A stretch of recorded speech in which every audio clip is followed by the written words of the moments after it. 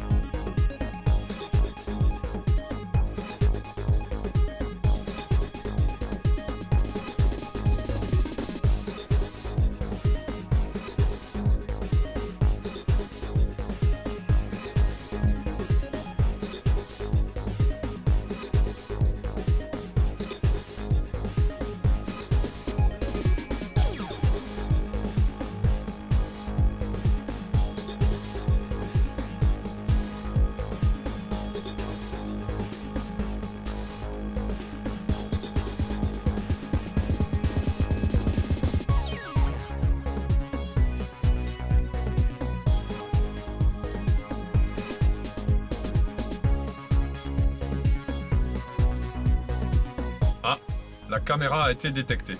Toujours cette curiosité. Et toujours le même mode de communication.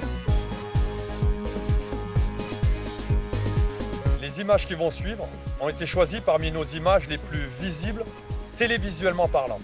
Elles sont sorties de leur contexte, mais néanmoins très parlantes.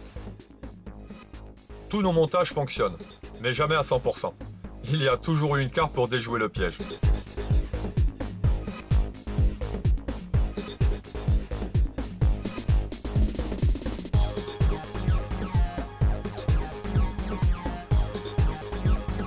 Mais le plus souvent, elles viendront caresser notre tapis de réception.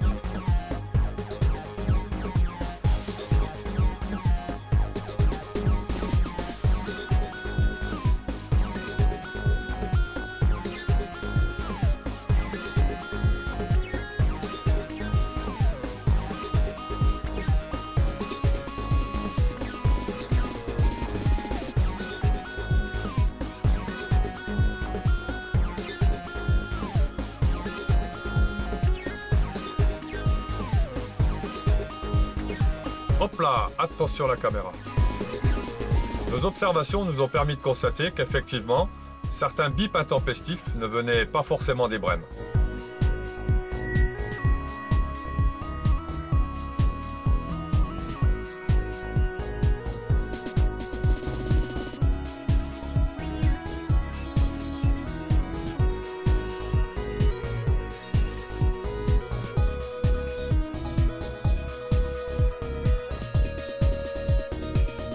Il est vrai aussi que certaines fois, il ne faut pas grand-chose pour déclencher une touche.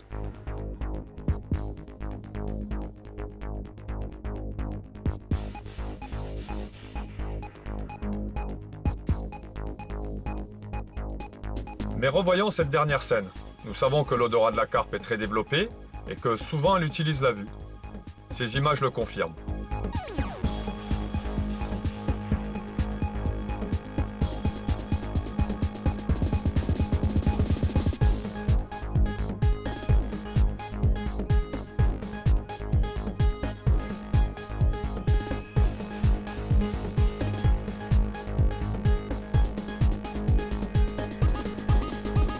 Ce qui est le plus surprenant, ce sont les réactions de certaines carpes face à nos appâts piégés.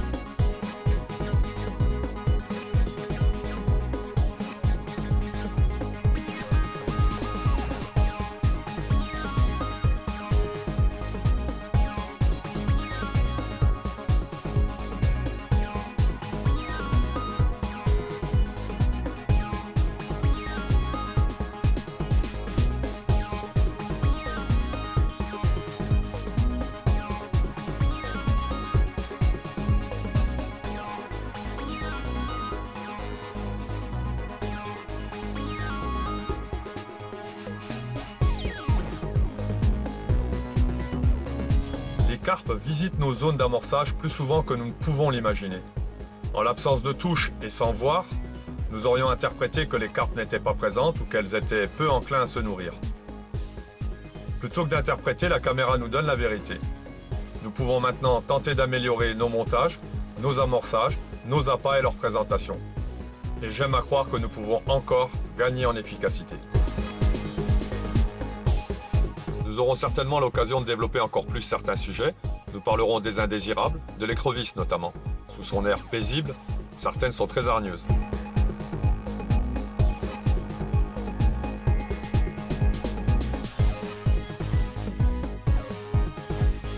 Toujours prête à dépouiller nos amorçages, réduisant à néant nos efforts.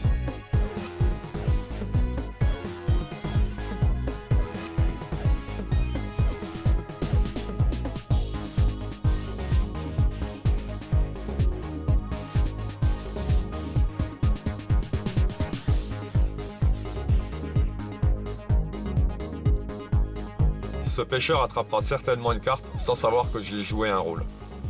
Je vous parlerai de l'ingéniosité de mon ami Christophe, qui a conçu et développé le premier caisson haute définition, permettant un retour vidéo sur la berge et un contrôle total de ma caméra GoPro.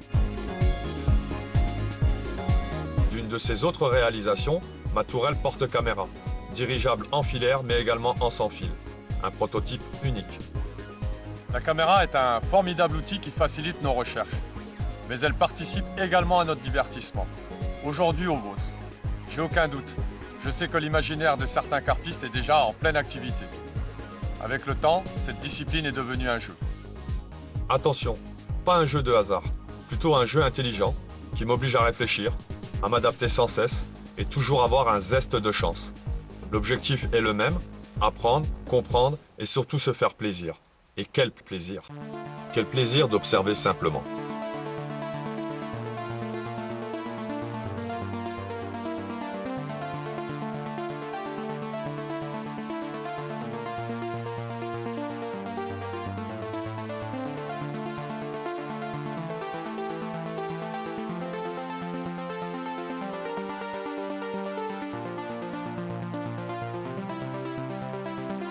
Quel plaisir de faire des rencontres inattendues, où de part et d'autre la confiance est totale.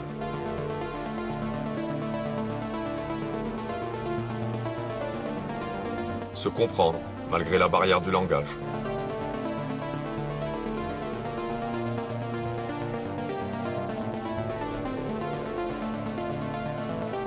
Quelle surprise de capter des images inattendues.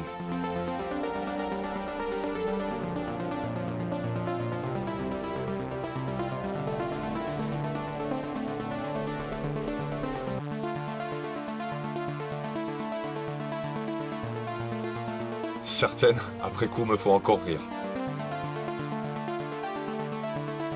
Un vrai plaisir d'être à mon tour un réel sujet de curiosité.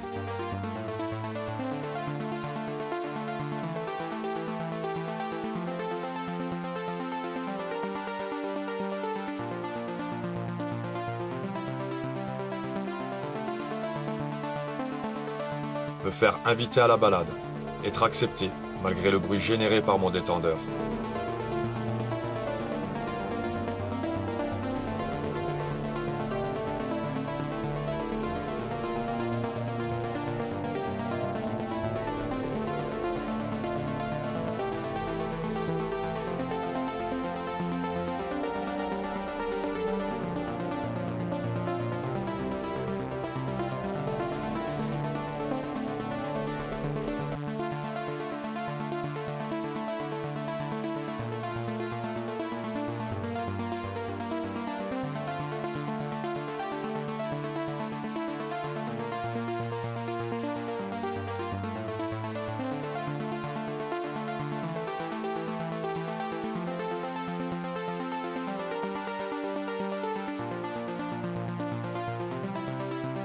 Mes séances sont parfois longues, mais ma tête est remplie de bons souvenirs. Il me suffit d'une image pour les faire ressurgir. Une occasion unique où j'ai pu observer une tenue d'hiver, non pas des dizaines, mais des centaines de carpes. Un lieu magique et énigmatique qui m'a permis de voir le côté obscur de certains pseudo-carpistes, mais un lieu qui nous réserve toujours des surprises.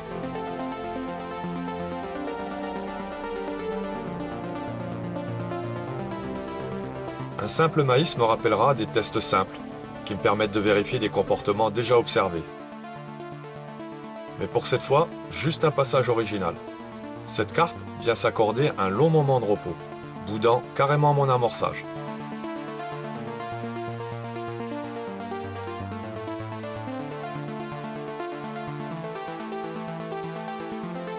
Même le maître des lieux ne saura la faire partir.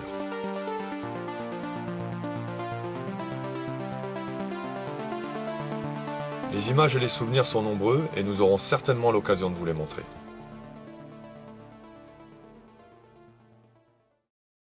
Au-delà du divertissement, je pense vraiment que la vidéo peut nous apporter un plus. Mais nous devons rester réalistes. La caméra a ses limites. Cette vidéo en a fait le tour. Pensez-vous qu'une caméra seule soit capable de nous prouver que tel appât, tel montage ou telle présentation a été la plus efficace? Soyons sérieux. Pour répondre à ce type de questions, il faut 2 caméras sur la même zone d'alimentation. Il faut reproduire plusieurs fois la même mise en situation et après dans des eaux différentes, idéalement à différentes saisons. Tout ne se joue pas en 1 ou 2 séances ou sur un même type de carpe. Nous devrions nous méfier des conclusions trop hâtives. Trop souvent, nous faisons appel à notre interprétation, voire notre imagination. La carpe ne se nourrit pas toujours de la même façon. Elle est très changeante et il y en aura toujours une qui nous fera dire tout et son contraire. Mais nous reparlerons de tout ça. En attendant, que tout le monde se rassure, la carpe a la mémoire courte, pas besoin de tout savoir. Nous pouvons donc pêcher comme nous en avions l'habitude. Si ça marche, ça marchera toujours.